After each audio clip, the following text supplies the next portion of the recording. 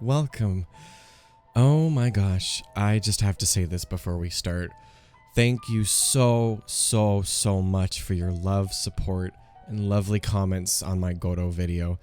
It seriously made me break down into tears multiple times. Just seeing this video grow and get over 10,000 views, I didn't even realize I would get that much attention. A lot more than I expected, so gosh, this means a lot to me, and you mean a lot to me, so I love you guys so much.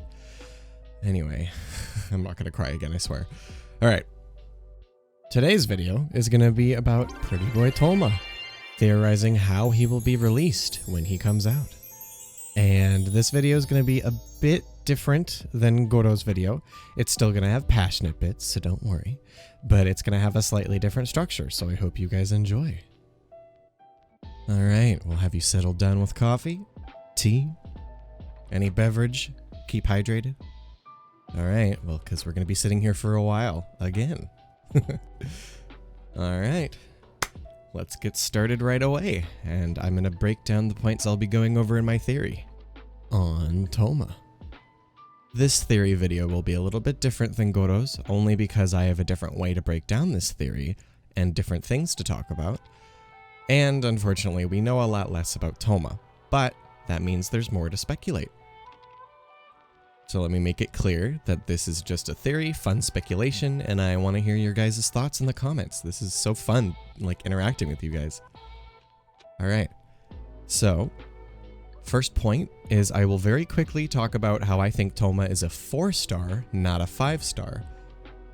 Since we don't really know any official information about Thoma, I can only speculate, but it's pretty likely that he's going to be a 4-star because of a certain pattern that I will show you later. In this section, I'm also going to briefly talk about his possible release timings and banners. This really isn't much of a topic to talk about on its own, so it's merged here.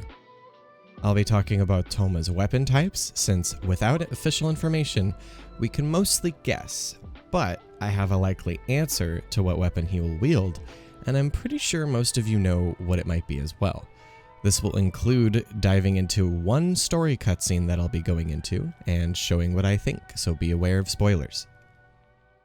Now, this next point will be a bit different. With his weapon types being theorized, I will talk about what kind of weapons he can use, and this will help determine what kind of abilities and playstyles he will have. Think of this kind of like a signature weapon that he would have, but it's sort of a mini theory within a theory of a weapon that he can use. Then we will finally talk about my theorized abilities and roles Thoma might have. This will be a little bit different than Goto's video as well, and these abilities will be more quantity over quality, unlike the Goto video. So I'll show off different options, but without the big multipliers and numbers that I had to calculate for that other video. But it will still be pretty in-depth, so don't you worry. Alright, well, we won't be going backwards this time, by the way. We're going to start off in order. And I'm going to briefly talk about why I think Thoma will be a 4-star, not a 5-star. This theory is kind of weak, but if you think about it a little bit deeper, it kinda makes sense. So, take a second to think about this. Since it would be really likely that characters who are closely related to a powerful figure, that most likely is a 5-star, and works for them, such as Baal with Kujo-Sada, we can assume that from this theory that Baal is the 5-star and Kujo-Sada is the 4-star, right? Remember, I'm going off of official information only, so this will prove itself when we find out the ratings of Kujo-Sada and Baal. It would make more sense to really see Kujo-Sada be a 4-star because Kokomi and Baal are such important characters that are coming out, so I'm pretty sure this part of the theory is true, but if this applies to Thoma, this will prove that he is the 4-star. So, this pretty much insinuates, right, that Thoma works for the Kamisato family, and Ayaka is a 5-star, so this insinuates that he'll be a 4-star that will quote-unquote support her in more ways than one, which will include battle, right? And this also has me guess what his abilities are just based on that, so stay tuned later for my ability theories, because there's a lot of different options. So with that theory, we can conclude and theorize that I was about to say Thoma. That Thoma is a 4-star with a pyro vision. And so, leading on to our second half of this first section, I'm going to very briefly talk about Thoma's banners and release timing. Since we're having the assumption that Thoma is a 4-star, he could be on a future rerun banner. And of course, there's the possibility that Thoma can be a 4-star on a new 5 stars banner. And that 5-star could actually, it could be Goro. But only if MiHoYo saw my theory, and despite me, said, no, that's wrong! Goro is a 5-star now, always has been! Or whatever the fuck. Oh. But yeah, since we don't really know that much about Thoma, we don't really know much about his release banner. But, anything can happen at this point. It just means that he can be a shiny new character on any banner. Next, we'll talk about what his possible weapon type will be that he will use in battle. And I'm going to be immediately going into a story cutscene, so be aware of spoilers right now. Skip to here if you don't want to see this cutscene yet. Alright, are you all here? Okay.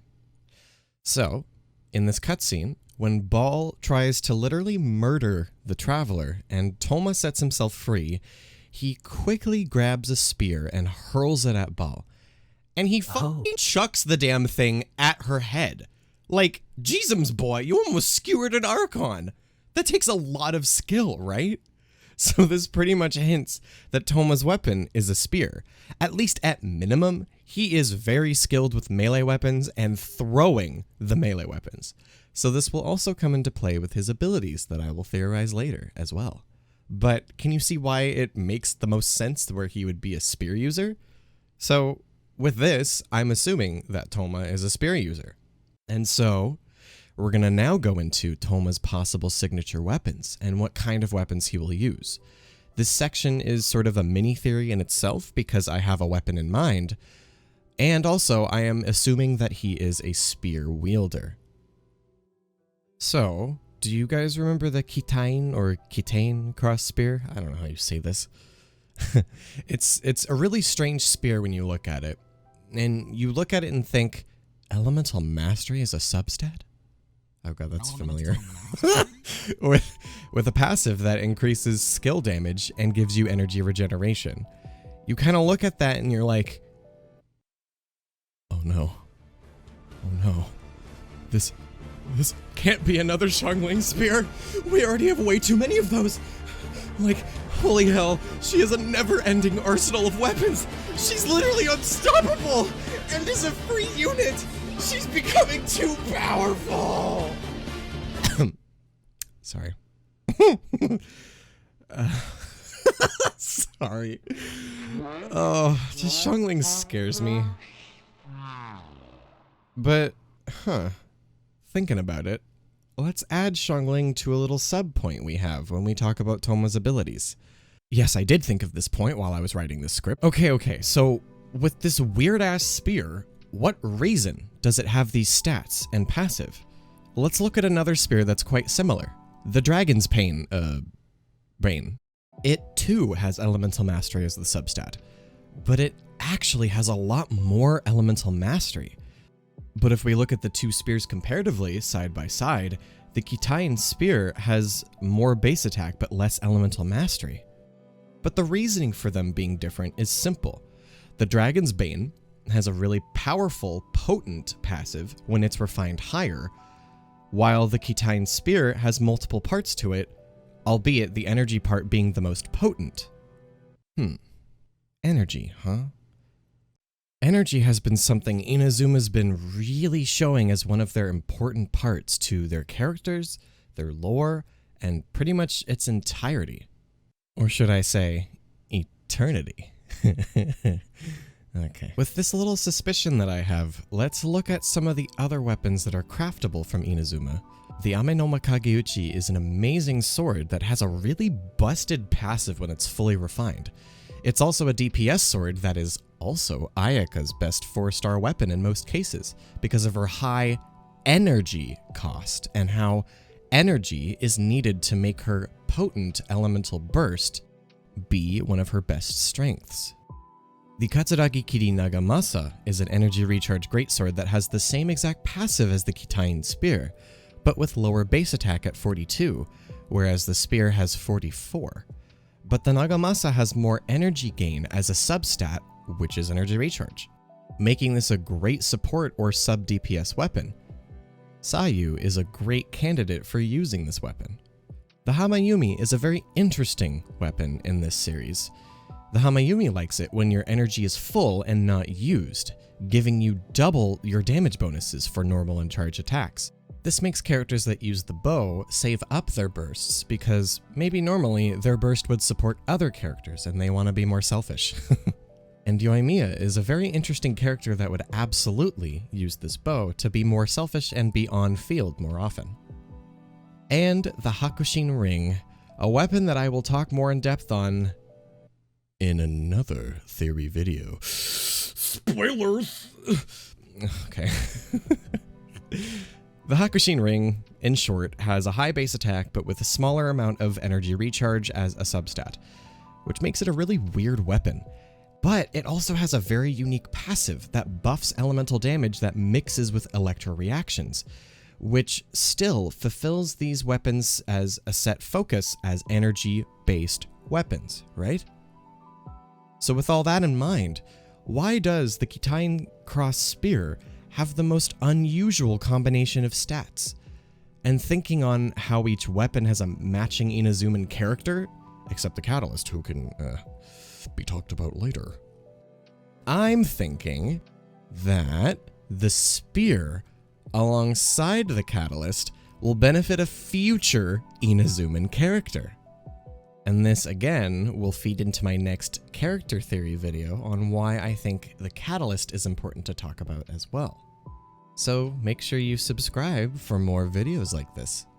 Okay, sorry, I was just being a YouTuber for just 3 seconds. Please don't hurt me. Now, remember, Thoma is a Pyro character. What's Pyro's best reaction? Melt, right? With a close second being Overloaded. Since if you don't know, Overloaded is a Pyro reaction. If you decrease resistance with Viridescent Venerer, you gotta decrease Pyro resistance because it's not an Electro-based elemental reaction. Electro is actually Electro-charged. Superconduct is Cryo, and Overloaded is Pyro. The more you know... Sorry. As I was saying, since Pyro's best reactions are Pyro-based, what stat boosts elemental reaction damage? That's right! Elemental Mastery! We love Elemental Mastery on this channel! So this means Elemental Mastery makes this weapon an elemental reaction-based DPS weapon, quite similar to the Dragon's Bane mentioned before, but with a focus on energy gain. Okay, let me calm down a little bit. So, with this bold assumption that Thoma is going to use this Kitain Cross Spear as one of his signature weapons, I think it's pretty good to move on to our final juicy section that is talking about Thoma's roles and abilities. But don't forget about that Kitain Cross Spear yet. The passive is very important for this next section. So first, let's talk about Thoma's roles. We're going to use Xiangling as a comparison point here. Xiangling rivaled many players' expectations because, upon first glance, you'd think Xiangling is a support who has a lot of off-field capabilities, right? She buffs allies with Guoba, debuffs with Guoba, buffs with Pyronado, and applies Pyro really fast with both Guoba and Pyronado. So, with your first impression, you'd think she's a support. When in actuality, she's a monster. She's absolutely a monstrous Pyro DPS, who's mainly off-field, a very rare thing that happens. So I think MiHoYo designed Xiangling to act as an enabler DPS with some main DPS capabilities, but instead created a monster of a main DPS who is off-field. So, by giving him uniqueness, Thoma, I think, will have one of 3 roles based on the current Pyrosphere users in the game. He can't be too much of a burst DPS because that's Hu Tao's job. He can't be too much of an off-field DPS because that's Xiangling's role. He could be a mixture of both, but they have to be sure not to overlap any of the roles too much already. However, though, he can be a Pyro support, who focuses on either Pyro application, buffing, debuffing, or even healing. Husbando healer when? He could also be a DPS of some kind, though I think the more likely route is a DPS support hybrid, so keep that in mind when I go through my abilities. Or finally, there's a role that I'm thinking that he could be. A new style of role. One we haven't seen before. Area denial, focusing on off-field damage over time. Damage over time being a new type of DPS we haven't really had before. We've had multiple hits or pulses of stuff, but never really anything that deals fast damage, like Dendro's burning reaction. This can be also something that can facilitate both a supportive role and a DPS role in some ways, making him a hybrid and quite flexible. And honestly, flexibility is what 4 stars should focus on anyway. So let's get into it and talk about Thoma's possible abilities. I'll start with some standard stuff first though, with the previous older roles that we already know of before we get into some spicy stuff. And before I say anything, I just want to make clear that this is just a theory. No. Before we start, I will label each ability whether it can be used for DPS as well as the other role. So be aware that I'm not going to have DPS only abilities, kind of more hybrid stuff. For being a support, he could have a mark mechanic, where for his elemental skill, he can throw his spear in a very skillful way that we've seen before, dealing pyro damage and marking an enemy.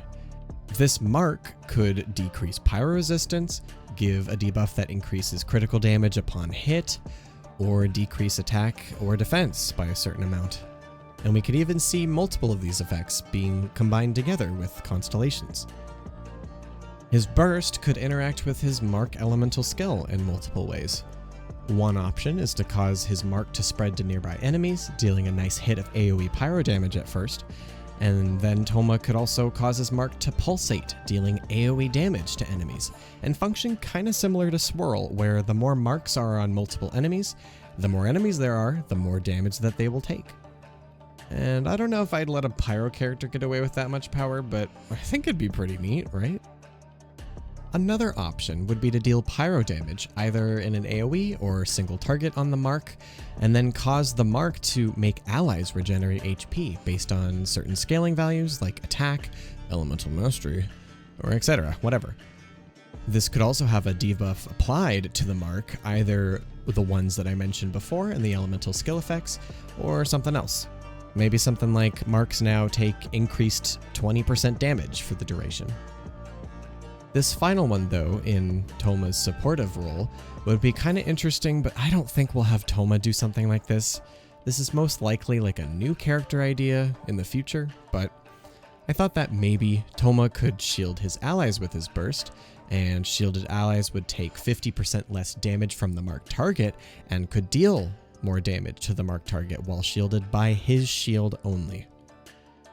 I'll let you guys know that I really like shielding as a playstyle. I mean, look at my fucking C6 Zhongli that I wanted because I wanted that old man's shield to hear me tenderly. But I don't think that will be a playstyle for Thoma, though it would be interesting, and those are just a couple ideas for his supportive playstyle. Oh god. I'm literally just now thinking about that last burst idea from Thoma being a possible Gordo ability. Oh boy. God, I just want info on these precious boys, I swear. Okay, well, going back real quick. I'm not sure if I can think of any other ideas for a main DPS or just straight up DPS abilities for Thoma. That's why I merged the support ideas with possible DPS options, just, you know, making Thoma deal more damage while he also supports his team. But wait, we still have that final roll. And this one is spicy in many ways. So this could be a form of Thoma being a DPS, but in a different way.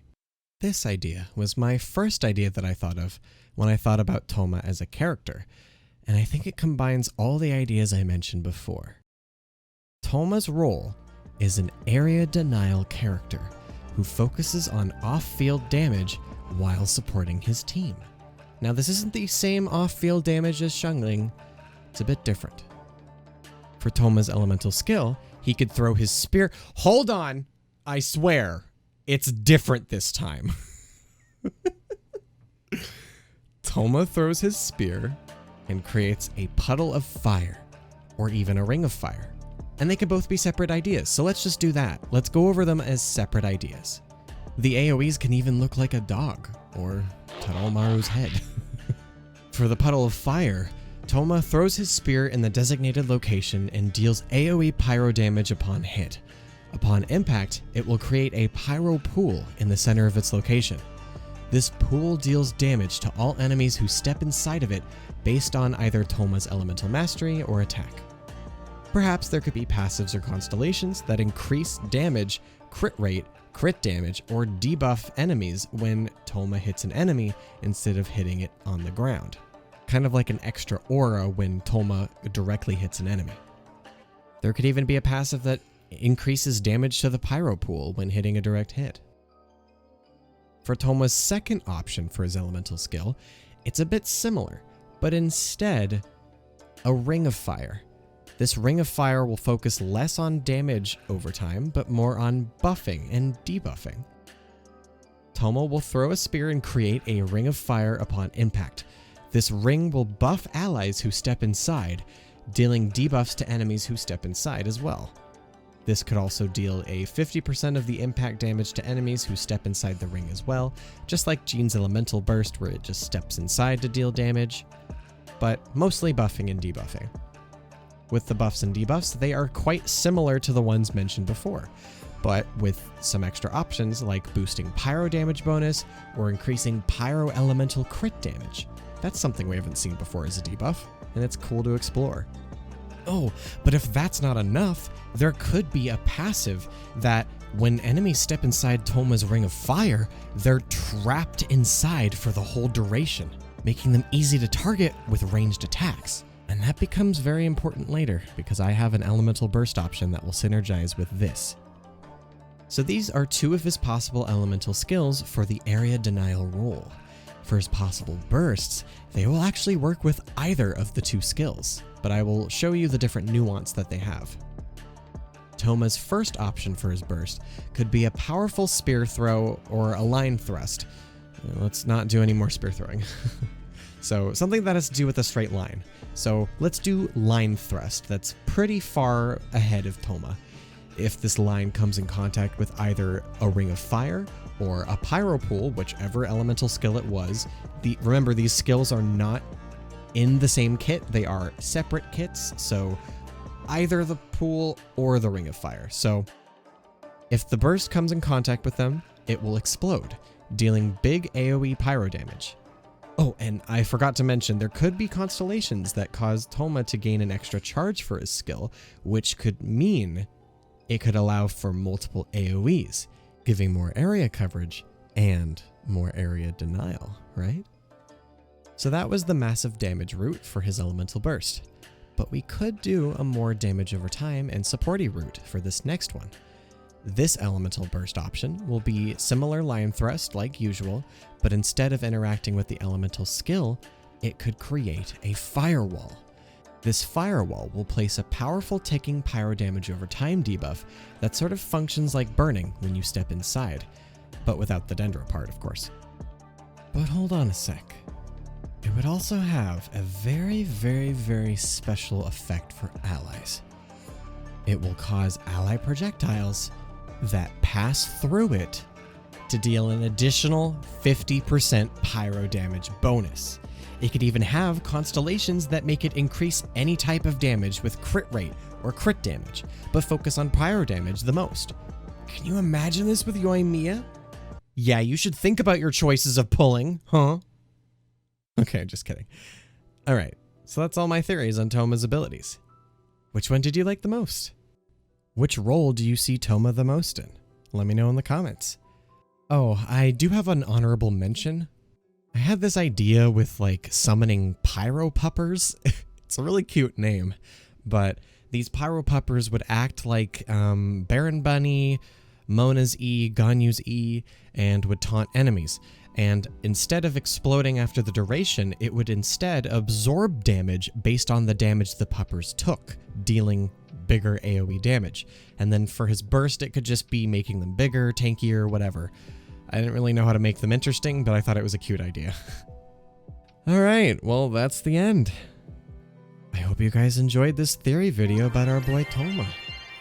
This one went on a little bit longer than I'd like, but it had a lot of stuff in it, so I hope you enjoyed it regardless.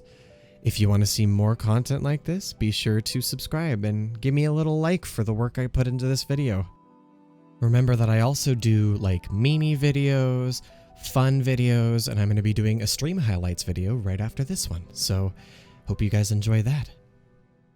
Alright, that's it. I'll see you lovely peeps later. Bye-bye.